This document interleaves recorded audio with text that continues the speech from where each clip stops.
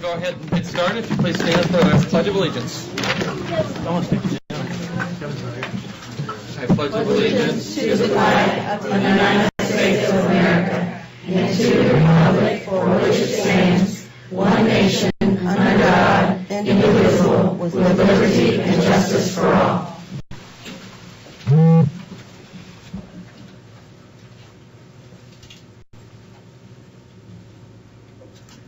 Thank you. You may be seated.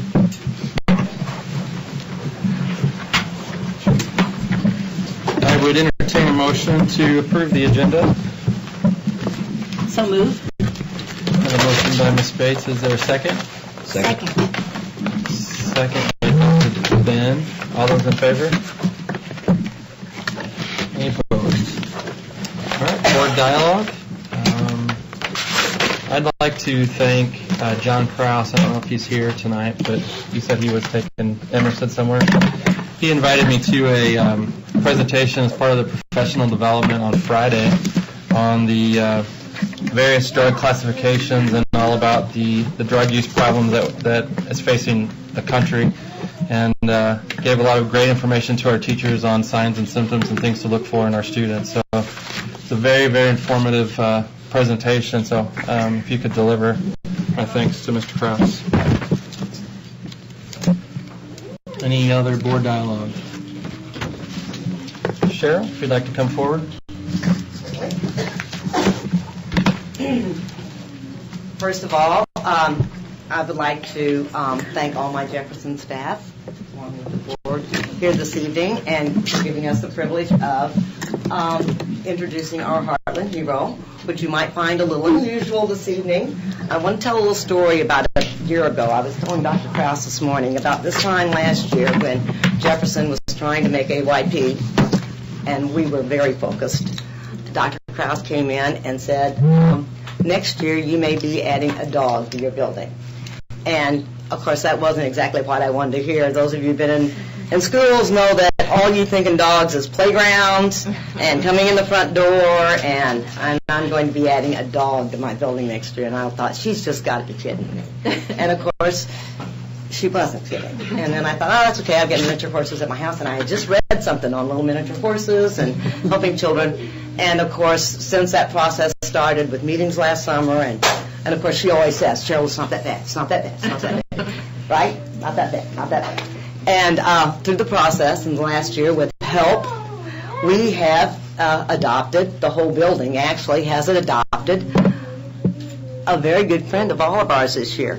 Noah, could you come forward? With Garrett. And I would also, with this dog, we had a very special familiar face that helped us through this whole process, which has made it pleasant. In fact, training 2 head teachers during the time, and she absolutely does not know this evening, and she's going to explain this whole process that we've gone through. Ms. Presnell, would you come forward and be our Heartland hero?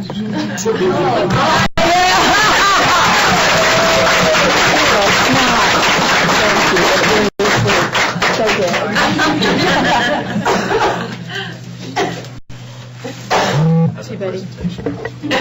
Solid, Betty, solid. They'll fix it if it's broken, I promise. Do you want to talk a little bit about this? Yes. A little bit about the process that we went through this year? I think you're qualified to do that. Thank you. Yeah, that'd be great. Oh, I do appreciate this. Okay, really, I see that the Jefferson staff continue to be deceptive in many, many ways. So it is, I want to assure you that Farmington School District is participating in a life-changing opportunity and experience, changing Garrett's life, changing Garrett's family's life, changing Jefferson's life, changing my life. It is phenomenal what has happened. Garrett and Noah teamed up together in June of 2011 and then started with extended school year and then has been in attendance at Jefferson ever since. And with that, there have been mighty things going on. A service animal is used for a lot of different reasons for individuals that are disabled. And just so happens with Garrett that what he is used for, what Noah and Garrett work together is to help Garrett to focus, to help him to increase his socialization, to help him to increase his communication skills, and then also to work with safety, and then along with that to help with stimming behavior. And with that, Garrett and Noah together as a team, and Mom, and then the wonderful people of Jefferson yet again that have contributed so much of their time and effort into helping this team really happen. Very quickly, I'm just going to explain what you would see if you were at Jefferson in the morning. When you walk in and they buzz in and they come through with all the bus kids and they go into class and they get settled and there's a routine. Noah knows where he's supposed to go. Garrett knows where he's supposed to go. They head out, they go. They're in regular classroom, Miss Williams' classroom, at least an hour every day, participating very successfully, I might add, which was not always the case last year. And so Garrett has definitely grown and has prospered with that. And then along with that, he also is able to handle hallway and PE, art, music, playground, and all those things in a different manner than ever before. Miss Lubers and Miss Duncan and Miss Blue have worked with them, giving commands where Noah is moving from, he knows 55 commands, rote commands, and with that we're now working on where they're generalized, where he can follow those in all kinds of settings, and eventually it will be where he is patterned, where he then can do it himself. Every once in a while you will catch when there needs to be a check to say, well, Garrett, slow it down a little bit. Noah will do it before he's commanded. Now that's the beauty of it, because it is, again, life-altering for Garrett, because he'll be able to handle any situation that presents himself as he continues to grow into a young adult. So it is very, very exciting. Also involved, besides teachers and therapists, they also are incorporating that. I mean, you don't really think about it, that if you have your children or you yourself have your dog in your backyard, and you find that you have to you play fetch with your dog. Garrett is learning to play fetch with your dog. You have to understand, the man does not like slime. Okay? And building tolerance and being able to do things is part of what we all have to learn as skills to be functioning adults. And Garrett loves the microphone and is doing that very thing. So also when you're there at Jefferson, what you will find is when Garrett and Noah go into a regular classroom, into Miss Williams' room, there are 24 other students in the classroom, and they continue to work, and they continue to work. And then, maybe it's this or whatever, Garrett goes to his chair, and then Noah sits in his spot, Miss Duncan is in her spot, and then when something happens and he gets a command and he does his thing and he gets his treat and the life goes on, he goes to his reading table, he maneuvers in the classroom. He was the troll under the bridge of Three Billy Goats Gruff the other day. So cool. But what happens is those children in that classroom continue their business.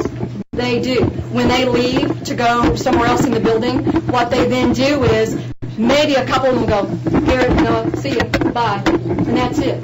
It is part of their life. And so a gift that not only Noah and Garrett are giving of one another as a team, but that also are giving others is learning how to support people that have special needs. And that is something that I've always been proud of Farmington being able to do. And our students grow up and graduate doing that very, very thing. But also in the hallway, there'll be 4 other classes, maneuvering in the hallway, 4 or 5 classes, zing, zing, zing, following the arrow in the same direction. And with that, all of a sudden you hear this little ching, ching, ching, ching, ching, ching, and you realize there's Garrett, there's Noah. You would not know it by the student behavior because they're all working together.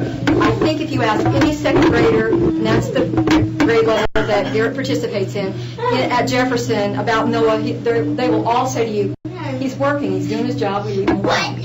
And it is just a great, great gift. Now, I so appreciate this. My heart never leaves Farmington, so that is wonderful. And this really is my blessing and pleasure to be able to be involved and that I can assist. Tomorrow, we're working all day on adding some behaviors for Noah and Garrett so we can continue to grow.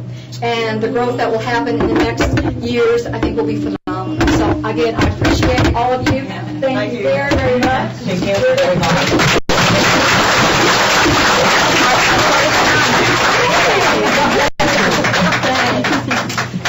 Thank you. Thank you.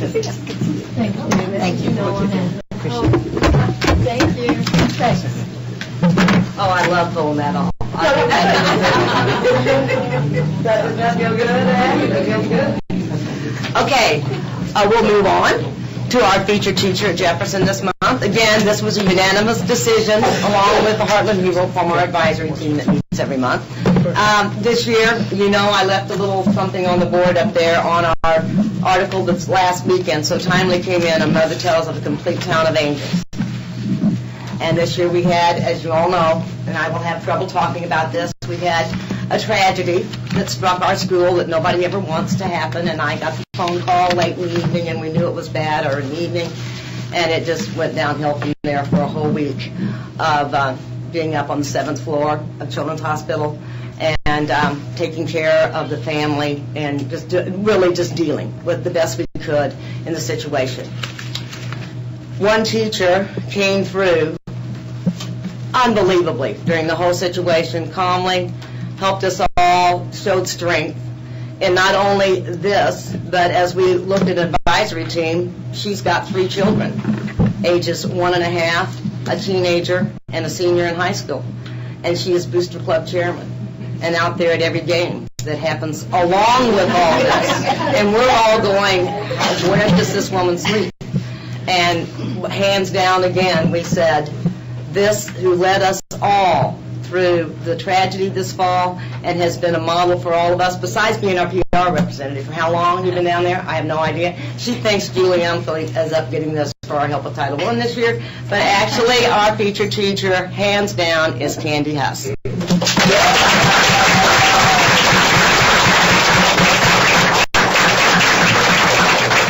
talk if you want. Just say something nice. Say something nice. Thank you to my family and my school family. It means a lot. And thank you for being with my class this year through our tragedy. And if I can put a pun in while I'm up here, if anyone doesn't have anything to do Saturday night, I have something for you to do. We have a trivia tournament at the high school, 7 o'clock for the Booster Club. So come on out. But thanks, guys. I really appreciate it.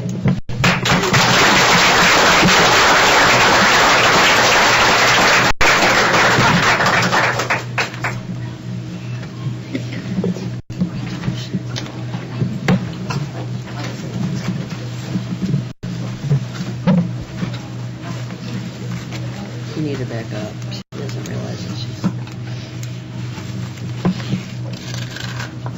Wait a minute, I forgot something. This is for you. Your own red reading calendar.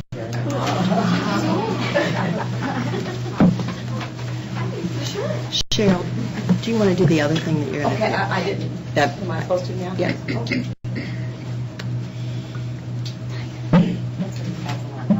Am I supposed to come out there?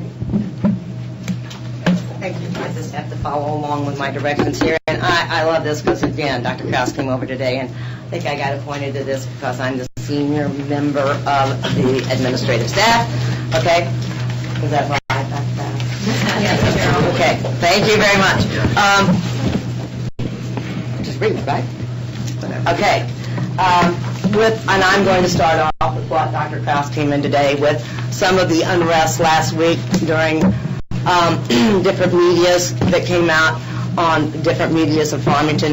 The administrators thought that putting a letter together showing how we feel about the upcoming bond issue and the situation would be a good gesture at this time. So again, I've been appointed to read this, and all the signatures, it's up here with all the signatures from all the administrative staff.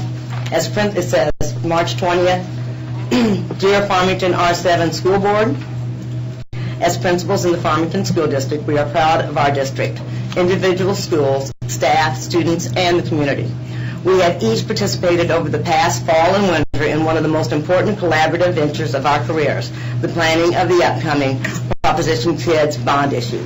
Each of us, along with our staff and community members, have met to set the tax rate, reviewed and decided on building projects, helped to make the decision to look at the bond issue, set timelines for the project, helped to select an architectural firm, refined the project list, served on building committees, met with architects, participated in surveys, and then engaged in a variety of formats and looking at our district's material and financial needs.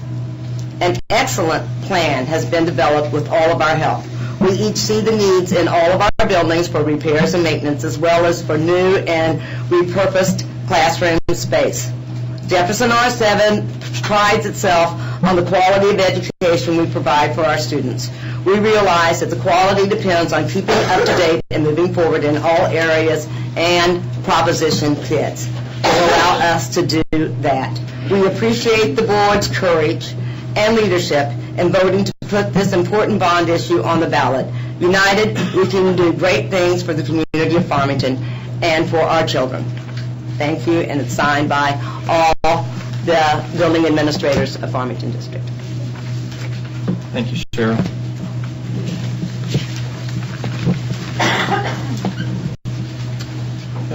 Anyone here? I'm sorry, future staff member Laura. We don't have student voices.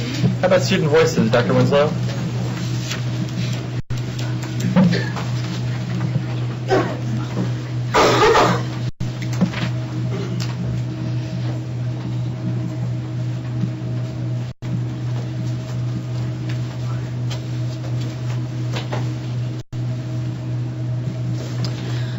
I would like to have Sherry Settle and Cheyenne Haynes and Macy Haynes, and if you could invite your mother and grandfather to come up here with you. Please come up here. I won't make you talk, Sherry. Okay. I would like to recognize Sherry Settles, who is a cafeteria worker at our school, and she didn't know I was going to do this. I got her here because of the girls, and Cheyenne Haynes and Macy Haynes. On March 5th, I received an email from Sherry, and I had been gone that day, and when a principal's gone from the building, you always wonder, okay, what's going to happen?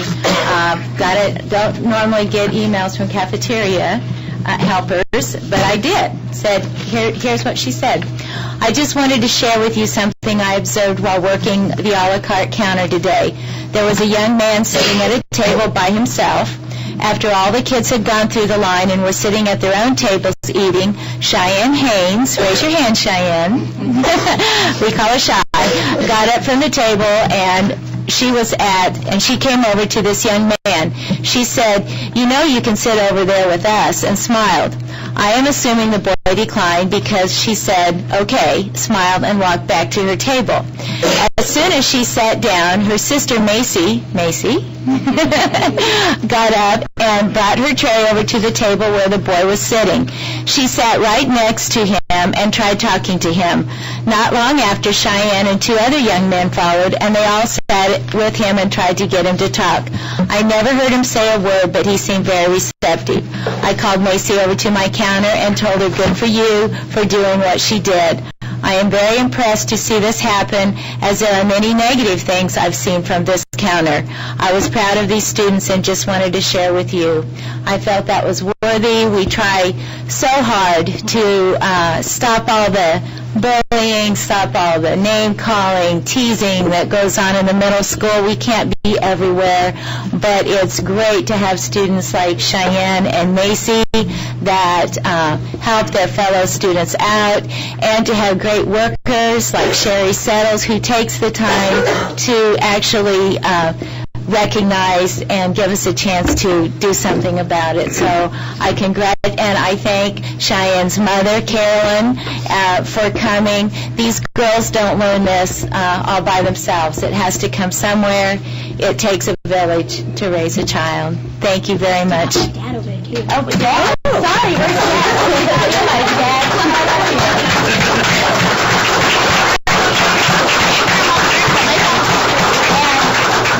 Grandpa, could you raise your hands? I'll tell you what, we've had lots of conversations on the phone, haven't we?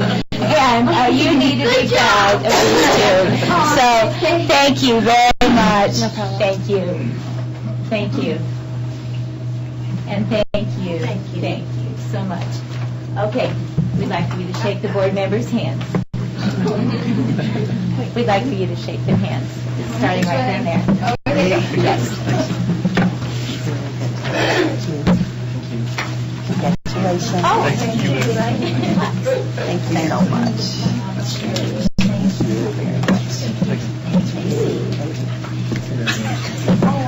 Yes. Thank you. Oh, that's not for me. Thank you. Okay, and the last thing I'd like to do, I'd like to have Stacy Williams please come up here, and Cammie Keel. And Cammie, bring your mother up here, please. You thought your mother just drug you along, didn't you? This is really for you, Cammie. Okay, same story, second verse. Stacy called me. We had an emergency one day on a bus, and when a principal hears on the bus, I need someone from middle school to call me, you panic. You know, this is after school bus, and I know they had a hard time getting hold of us that day. We were busy with other stuff, and Stacy was so hard trying to get hold of us, and in the meantime, we had emergency on the bus. Stacy was dealing with that. The bus driver was dealing with the other kids on the bus, and this young lady, Cammie Keel, actually, I'm going to let Stacy tell the story. I received a call that S1 911. So, of course, I'm calling 911, and I knew she had said cars. So I knew it was a bus driver, 911, and I was heading to cars. So I proceeded to cars, and I was on the radio, and I'm like, who is this, and where are you? Well, the driver pulled the bus over and went to the back of the bus to attend to the student that was sick, and Cammie went to the radio to talk with me and tell me where they were and what bus it was.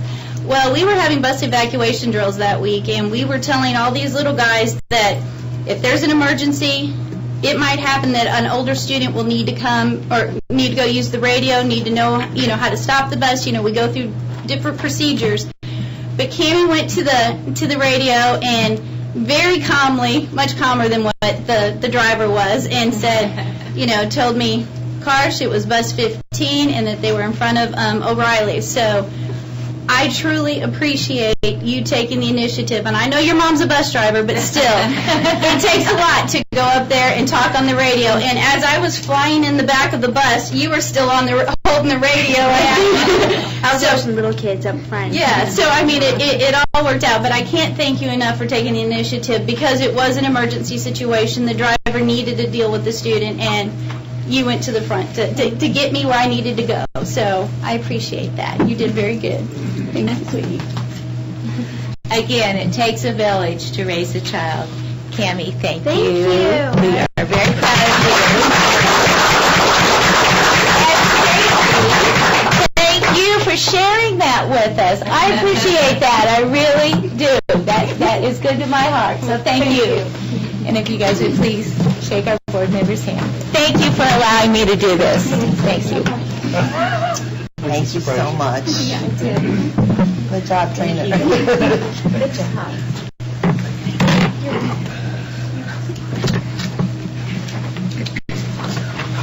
Diana, we don't have any letters going around, do we? CTA?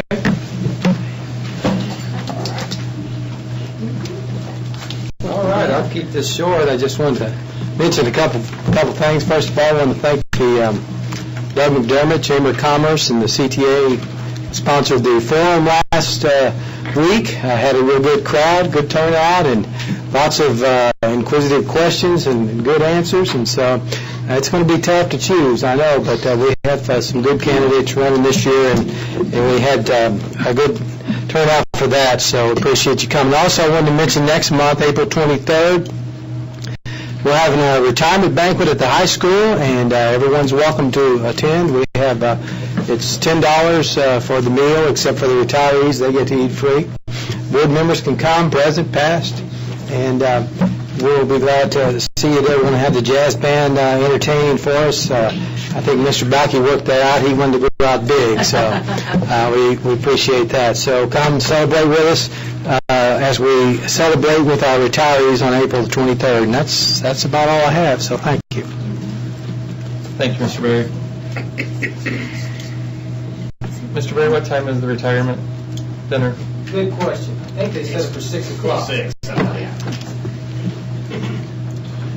All right, superintendent's report. I'm going to ask Sarah Long to step forward and to talk to you about our current APR report.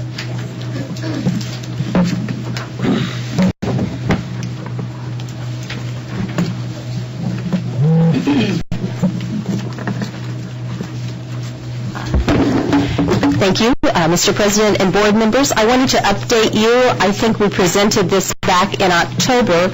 And as you know, normally the state considers distinction in performance as 14 points, actually 13 and beyond, depending on what the 13 are. And this past year, we had a contested attendance rate.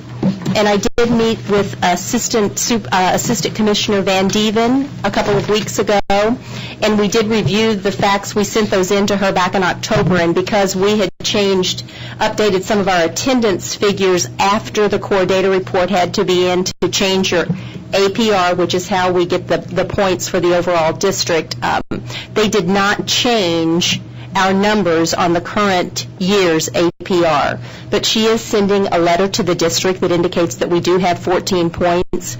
You'll also note in the information we sent her that DESE actually made a mistake several years back in 07-08 in a rounding, and we would have made the attendance percentage just based on that mistake as well.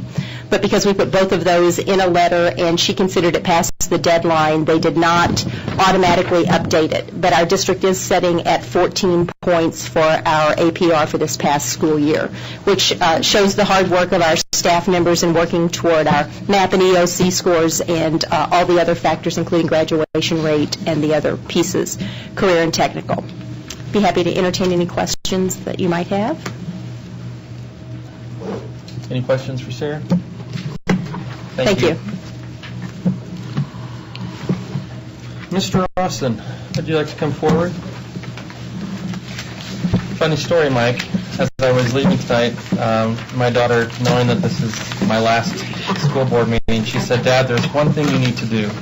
We need more baked beans instead of pork and beans." So I'll take that. I thought I would forward that to you. I will consider that. We'll have them on there. In your packet, you'll see that the government has mandated us to raise prices equitable to what full-pay students pay and what free reduced students get. And I wouldn't like to raise the prices, but last year we were supposed to start last year. Our lunch meal prices were set before we got the final report on this, and so we got a waiver last year. And so this year I'm asking the board to consider a 10-cent increase in the meals for this year. The last time meals prices were raised in 2007 and 8, and there would be no increase for the teachers, adult breakfast, and no increase in a la carte. No increase for teachers. That's the breakfast. They pay for breakfast, but there'll be no increase for teachers in the breakfast meal. And over 168 days, if the students or adults were to eat every meal, eat a meal every day, it would increase by $16.80 over the course of the year. And if approved, the K through 4 would be $1.75, and 5 through 12 would be $2 for the lunch meal. Over the course of the year, it would generate between $12,000 and $15,000 to the budget. So this is just information. Next Yes. month will be discussion, and then we'll have action. So we're trying to give you the updated information. Any questions? Thank you. Thank you. This time I'd like Mr. Cook to come forward to talk about the technology plan.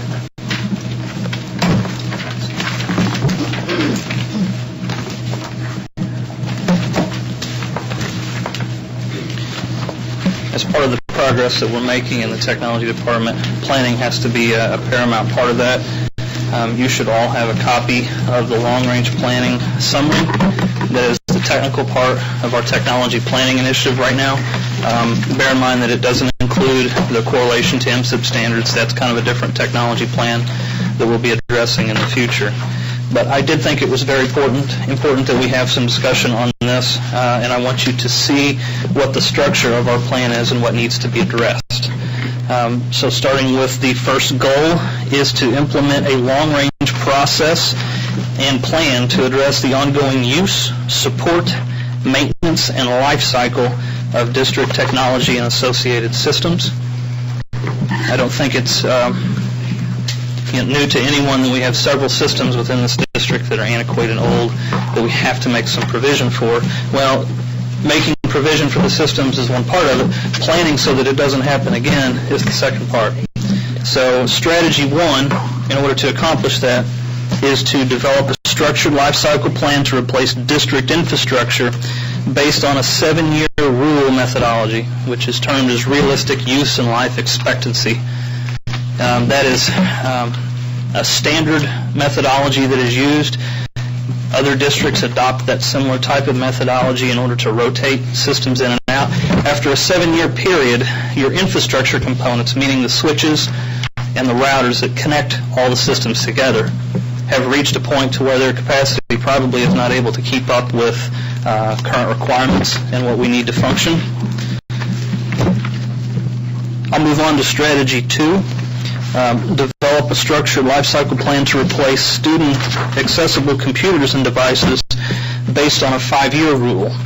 Obviously, desktop computers, laptops, mobile devices, the life cycle enhancements for those are much quicker than the infrastructure side, hence the difference between 7-year and 5-year. Once we get to a 5-year device, we're having problems even getting software to install that is new. So our system requirements are, we're trying to install software now on systems that are 7, 8, 9 years old, and it's to the point to where it's not even possible. So in order to remedy that, we've got to get on some structured plan, and this is the methodology that we need to use.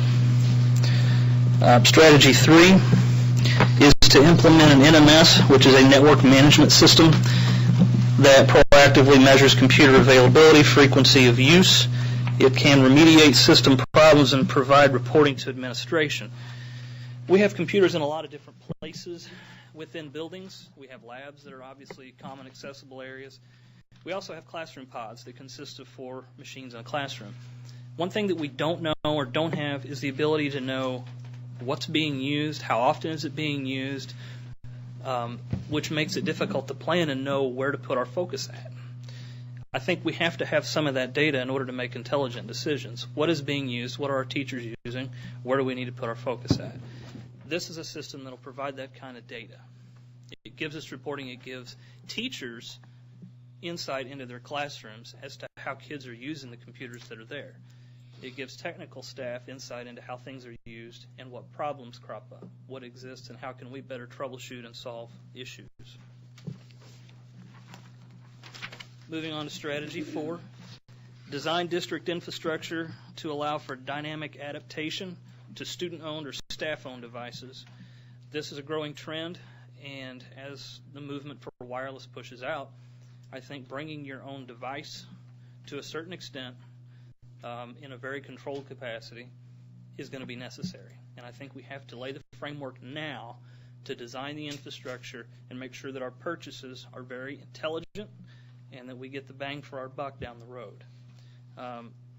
With that being said, under this strategy, obviously there's several projects that we are currently undertaking in IT to prepare for this, but there's a lot that's involved. There's a lot that has to be done. There's a lot hinging on the bond issue for this to play through.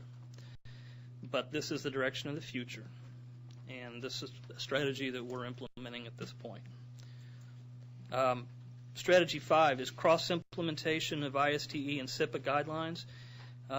ISTE is International Standards in Technology Education, and SIPA is our Children Internet Protection Act. That is our obligation to filter Internet content to make sure that kids don't have access to inappropriate things online. While we do follow some of those guidelines and are mandated to, there are several things within ISTE, the International Standards for Technology, that I think we're lacking on. And I think it's time that we take those 2 guidelines and we actually implement them the way they're supposed to be. So that is that strategy. Number 6 is to produce measurable data related to the support and service of district systems. We currently have a work order system that allows faculty and staff to submit requests for help when they have problems. That system is efficient and it does function, but it's limited in reporting. For example, how can we report on how long it takes to resolve an issue? Where do these issues come from? Are most of our issues related to old hardware? Are they related to software problems? Those are things that we don't have insight into. If we're able to look at that information and trend it over a period of time, again, we can make more intelligent decisions about how to operate and how to spend our money. And I think that's very important in an IT realm to know where our focus is at. Okay, strategy 7 is to develop and implement a comprehensive set of policies and procedures to properly govern differentiated, acceptable use, security controls, continuity, information retention, digital communications, remote access, etc. So to put that in easier terms to understand, we need a very comprehensive set of policies to address all areas of our IT. As it stands right now, there is an acceptable use policy that both students and faculty and staff agree and sign, but it's a fairly general statement, and you could probably imagine that having a teacher sign an acceptable use policy and then having an administrator sign the same exact policy probably doesn't cover you well. I think there needs to be a more in-depth policy based on your position. My access to information in this district is going to be much different than a teacher's access to the information. Therefore, my policy and my boundaries need to be spelled out very clearly in a policy, and that's what I think needs to be done in terms of developing those. Information retention, security controls, those are all things that we do and we practice. They're not well documented, and I think they need to be documented so that we can enforce them well. That's more the technical side. Moving on to more of the instructional side. The second goal, to further enhance the presence and use of collaborative and interactive classroom technologies. Strategy 1, I feel, is to implement a mobile infrastructure, and that basically is wireless. Much of the initiatives and much of our planning surrounds technology that relies on wireless. It's a key component. It's something that we have to have moving forward. And I think that is number 1 on our list. Anything that we're going to do or enable teachers to do in their classrooms are going to depend on that, if not now, especially down the road. That is number 1 on our priority list for collaborative. Number 2 is to increase the presence of mobile classroom devices, Kindles, iPods, laptops, etc. The ubiquitous mobile devices are what we need to get in students' hands. That's going to be their world. It is their world right now. And I'm afraid we've got to keep from falling behind. So as we get things like wireless infrastructure in place, it's going to enable us to begin to move on these more mobile technologies. Strategy 3 is to implement more enhanced presentation devices, smartboards, etc. We've got some of these in the district now. I don't know that our quantity is adequate. There are certain classrooms that have them and use them. There are certain classrooms that have them and don't use them. And then there are certain classrooms that don't have them at all. Strategy 3 and 4 go very well together. The first step in this, in Strategy 3, is to implement more of it. We need more quantity. Strategy 4, as you'll see below, is to develop and implement a district-wide comprehensive training plan. We can put technology in classrooms all day long, but we have an obligation to train teachers and staff on how to use the hardware, number 1, and then as well how to integrate it into their classroom environment. And I think that's why we find a lot of the disparity between teachers that are technologically savvy and ones that aren't, and why some of these devices are just hanging on the wall and they're not doing anything. So the training plan that we're developing, which we hope to have to you shortly, will provide some very detailed information on this is the hardware that our district has, this is the software that our district has, and here's training for each one of those for each category of faculty and staff.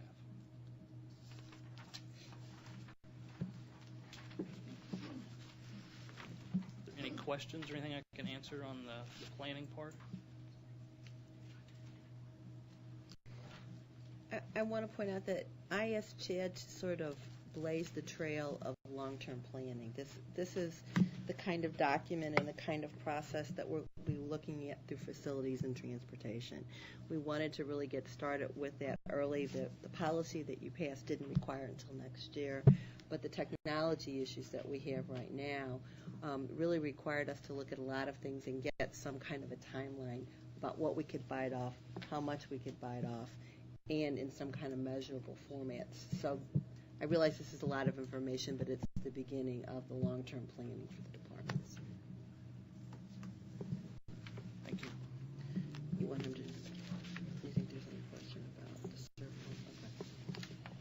Okay. At this point, we'll have Dr. Thomas talk about the various committees. In your packets, there are several recommendations that we've made for you to consider for committees. The first one has to do with audit planning committee that would allow us to have a group of people to work with Don Eaton around the selection of the audit firm, which is in response to the RFP that's out. Also have a recommendation for a long-term planning group that would be able to provide us with some ongoing feedback within the community. Also, allow us to engage them in whatever activities we take on after the Proposition Kids election. And then you also have some recommendations around committees for planning after the election, should we be successful, so that we're prepared to move forward. So there are a variety of committee recommendations and planning timelines that are in your packet. Thank you. Ms. Richardson, you are up with the dual credit report. All right, you should have a copy in your board packet. And one thing that I've done from the last 2 years was to clarify on the first page. Dual credit and dual enrollment becomes very confusing terminology because dual credit means it's a class that is taught at the high school. It's a college level class with college curriculum, college textbooks, but it's taught by a high school teacher that is dually credit certified by the colleges. Dual enrollment means it's a college class at the MAC campus taught by a MAC teacher. Where we get into trouble is the online setup now, because we're offering dual enrollment classes at the high school for college micro apps, and with CNA, and it was firefighting and several others. So the terminology, it's kind of getting blurred as far as the numbers go. So my report is focusing strictly on dual credit. That's the college academic classes.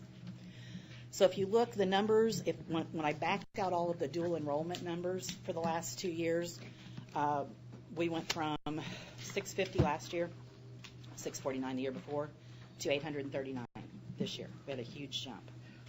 We are at capacity. Without more staff, we cannot handle any more. The nice thing is more and more students are taking dual credit. Unfortunately, without having a college bio teacher, we're at a gap where the kids can't get everything they need to get their Associate of Arts degree because that's a required class. It's also a required class for the 42-hour block. So while the numbers of kids taking dual credit are rising and the number of hours they're accumulating is rising, the number actually graduating with their associate's degree is falling. And the number that are graduating with their 42-hour block is also falling. And it's because of that. Okay. We have 2 that are graduating with their associate's degree, which is just so cool, to graduate from high school a week after you graduated from. So we've got 2 of those, Ricky Augustine and V. Patel. And V. Patel, I believe, has 95 credit hours when I added him up.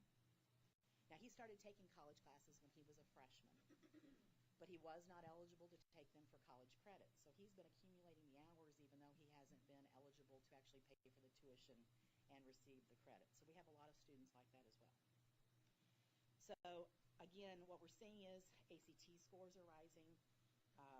This year's class of seniors We have 58.5% of them that have taken college classes. That's up from 57 last year.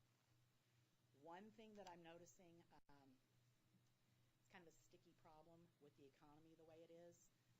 We're having more and more students whose accounts are referred to collections because the parents aren't paying the bills. So it's become an uncomfortable spot for some parents and students to talk about money.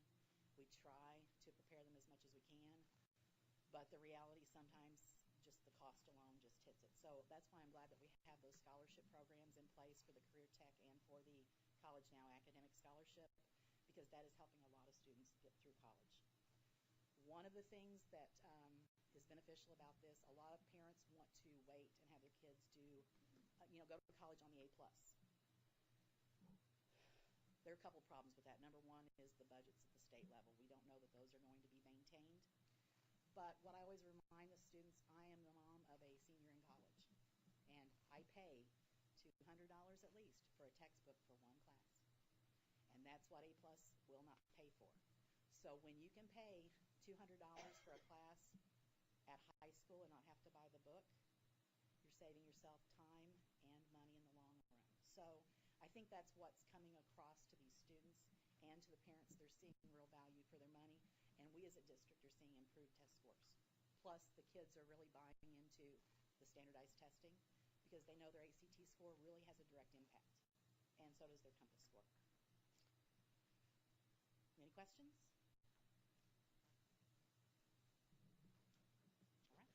Thank you.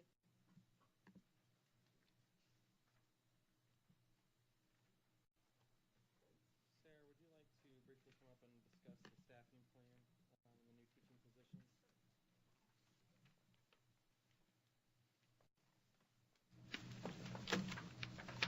I have an additional document to share with you all.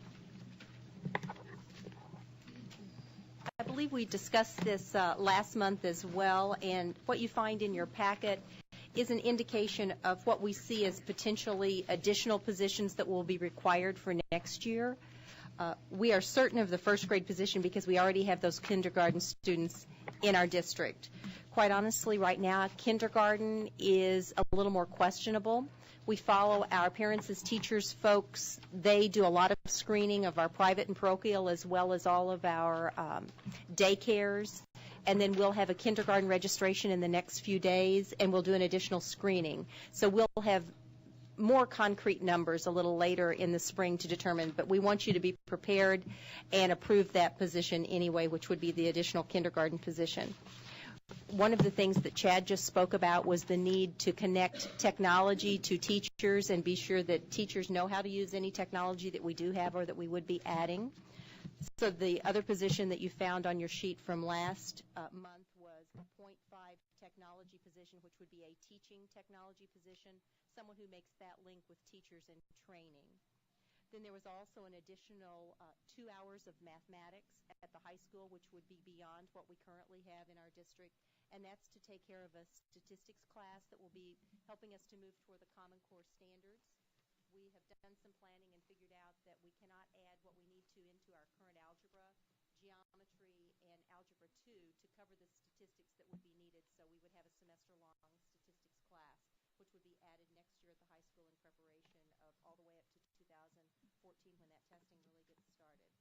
And then one other position has been added to this list from when you got it last month, and this is probably an exaggeration of how much time we would have, but up to a .5 to take care of some after-school credit recovery.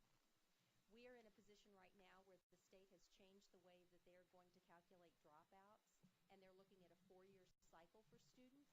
So students who enroll in our high school as freshmen, the anticipation is that they will graduate in 4 years to count as completers in graduation rates for us. And because of that, we sometimes get kids who are on homebound or who need credit recovery. That happens over the summer a lot. But we're looking at the possibility of instituting a more elaborate after-school time for students who are behind in classwork to be sure that they're staying current with their other students of that particular grade level. So that's the addition for possible additional positions beyond what we have in the current budget. The other piece of paper that I shared with you is just sort of an overview of where we have stood over the past few years in number of positions in different categories in each one of our buildings. And if you look at the overall total, what you're seeing is a slight increase in part-time faculty members, staff members, aides, and a downsizing a little bit of the number we have in overall staff and then also full-time staff. Last year we worked very hard to try to move more toward a balanced budget and live within our means. We're continuing to do that and still try to meet the needs of every student that's coming into our district. I would be happy to entertain any questions that you might have. Everything else we're handling through reconfiguring positions. For example, a PE position is going to convert to a science position. High school's being very creative and really trying to look at what our students need and then balancing where we're going to take those positions to basically reconfigure.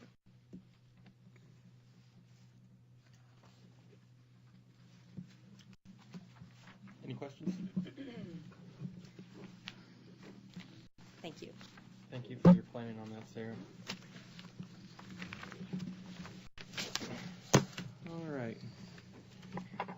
We have action items D, E, and H that have been pulled. So I would entertain a motion to approve items B, C, F, G, I, J, K, L, M, and N.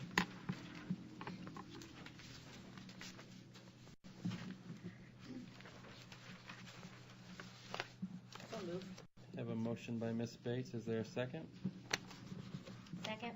Second by Ms. Hahn. All those in favor? Any opposed?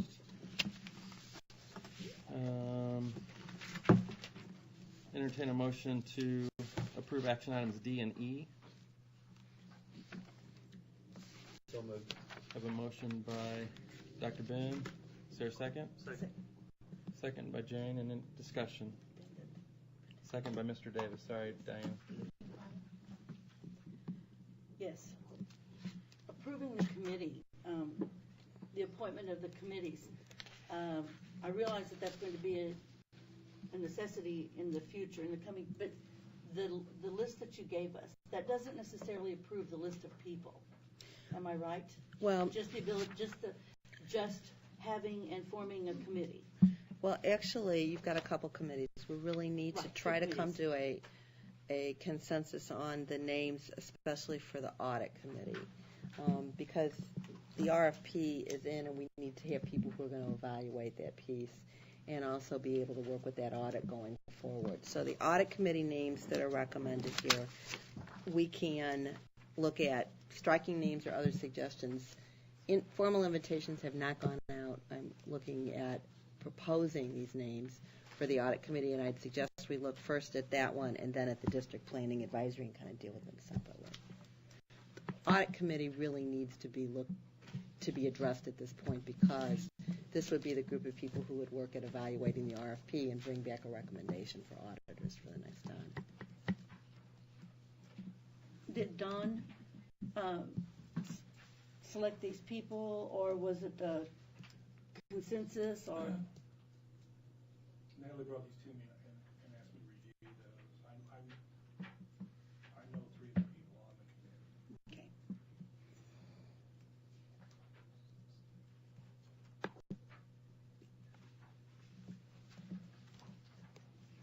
And the people on the committee know that, they've been... On this particular committee, everybody except for Michelle Daniels, well, actually the two external, Brian McNamara and Bill Simmons, I contacted to see if because they had both come forward and said that they wanted to participate in something, if they would consider it. I have not contacted the rest of the people because I wanted to see what was going to happen here at the board meeting. Two of them are employees, so it kind of takes the piece out of it. And the recommendation for Michelle Daniels as a community member, we've not talked with her yet. So the idea of having the committee is to get some people in the community directly involved in what is going on here? The audit, for this, it's to evaluate the responses for the RFP for auditors. We need to have a recommendation to you all. Normally, if we have an RFP come back, we look at only internal people to evaluate the responses and make a recommendation. But given the public nature of this, we really thought that it was worthwhile having a mixture with a lot of emphasis on the community in terms of the public audit piece. So the tasks of the Audit Review Committee would first be to review the proposals along with Don and to make a recommendation for who the annual audit would be performed by. So that would be initiating that piece. And then ideally meeting twice a year, once before we get ready to do the annual audit, to talk about if there are any specific areas that need to be looked at, and then after the audit findings come forward, to be able to share that information with community members specifically before it comes back to the board. Opening the door a little bit on the audit process. Could we refresh everyone's memory on policy about auditing, changing auditing firms? Yes, the policy was changed to limit one audit firm from serving more than 5 consecutive years. The last audit firm we had was 13 years, 12 to 13 years. Longer than that because they were in place when I came. Okay. Probably 16 or 17. And really, best practice is that we really need to look at some rotation in audits. So you can change audit firms more often, but it would prohibit the same audit firm for serving more than 5 consecutive years without some movement back and forth. That would serve, I feel, as protection for Don and the district. But our 5 members plus the chair, is that an adequate number? For this purpose, this is not all finances. This is specific to the public audit.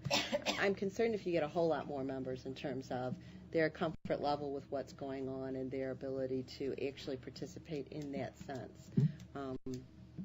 We looked at who is available in the community. We looked at balancing people who had expressed interest in finances internally, and also some gender balance on that piece as well. I don't think you want much more than that for that particular purpose.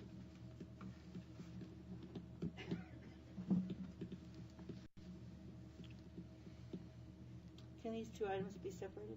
Yes, they are separated. Okay. They are. I thought we just made a motion for both. Oh, I'm sorry. Can I amend my motion? I need to get out my Robert's rules. You didn't make the motion. No, who did? Ben did. Can I amend Ben's motion? I amend that we approve action item D, approval of the appointment of district audit advisory team. Mr. Davis, are you okay with that second? Yes, sir. Any further discussion on item D? Not. All those in favor? Any opposed? Okay. Angie, I didn't. Opposed. Okay. And now to entertain a motion for approval of action item E. So moved. Dr. Ben, that's the motion. Is there a second? Second by Mr. Davis. Discussion. This is just for forming the steering committee and not approving the people listed. No, we need to identify, get your feedback on the people. So if there are names that you want to strike, it's fine. If there are names you want to add, it's fine. But it's forming a committee and identifying some people to invite. I don't see any problem with numbers on this one.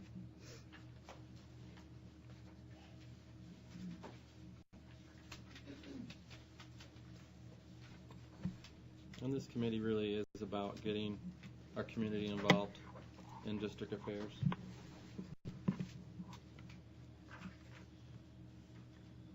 I'm not comfortable with one of the names on the committee.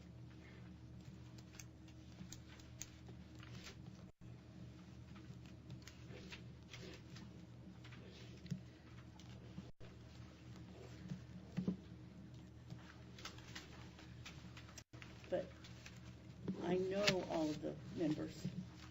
Well, it is a group. It is a committee, so. No. And they have not actually agreed to serve. I'm not trying to, these people have not had invitations yet. This is really a motion to issue invitations.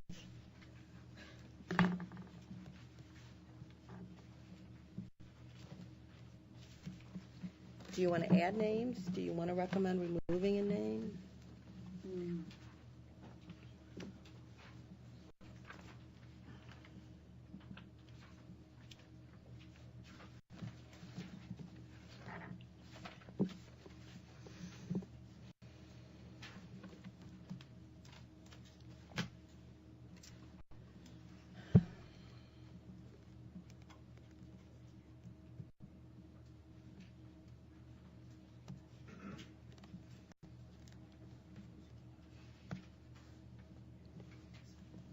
I'm struggling with my conscience here. No, it's only one. There was an attempt to try to get a broad perspective on a variety of viewpoints. So. No, I don't want to remove a name. Any further discussion? All those in favor, signal of saying. I cannot talk today. Any opposed? And last is I'd entertain a motion to approve item H, critical licensing and maintenance purchases for IT.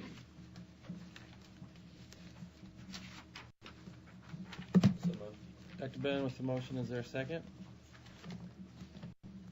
Second. Second by Ms. Bates. Discussion.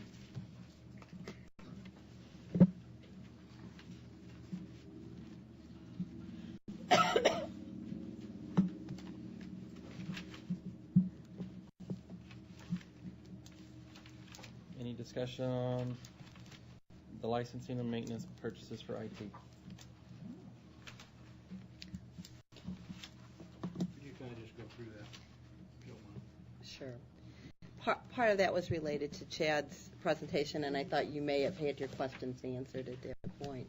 But we have some critical maintenance agreements that were put in place when the equipment was new, so as it was purchased, and those maintenance agreements are expiring. And we've reviewed which equipment we would continue to maintain and which equipment we might not need to maintain in view of replacement. But we do have some maintenance agreements that we feel really need to be there, and I think it was part of that long-term plan. So I wasn't sure if his presentation answered your question. I'm sure Chad could answer in more direction, but that's what that is. It's the ability to be able to maintain that equipment which continues to be serviceable. There is an adjustment in one of the maintenance plans away from a contractual service to an as-needed service because we did not feel that it was necessary to pay a large amount on a yearly retainer kind of model as opposed to an as-needed.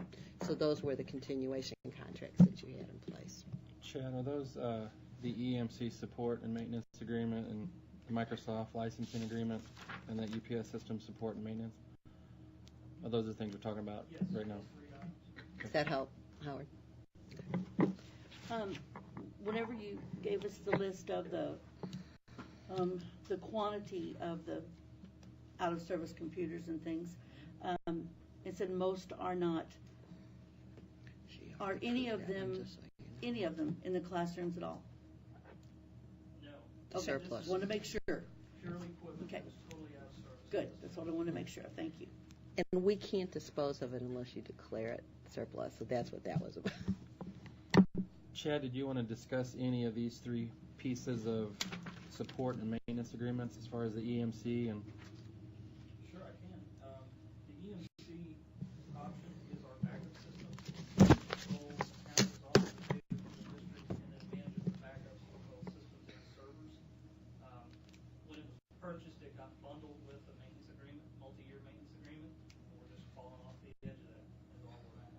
But that is a very critical component for us. If we have an issue with that, that's our livelihood, that's our data. The second one is the Microsoft academic licensing. We were previously on a Select 6 agreement, which means when you pay your licensing agreement at the end of your term, you technically own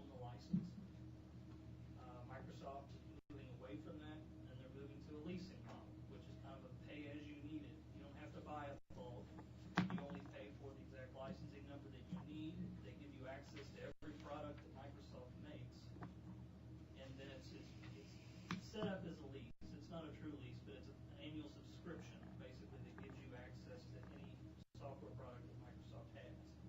It's based on our FTE count, our full-time employee, and that's how they determine the price. The UPS systems, our blade servers, our switches, our routers, they all plug into power distribution units that are tied to battery backup systems for surges, brownouts, blackouts, all that good stuff. Those units are smart in that they're connected to the network. They report to us.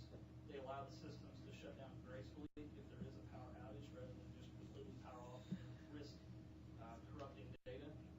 So they are also very vital.